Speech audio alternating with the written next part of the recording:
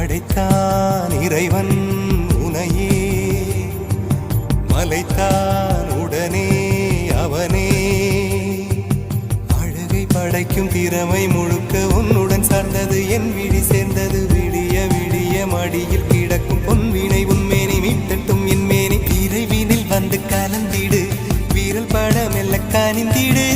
உடல் மட்டும் இங்கு கிடக்குது, உடன் வந்து நீயும் உயிர் கொடு. பல்லவன் சிற்பிகள் அன்று பண்ணிய சிற்பத்தில் ஒன்று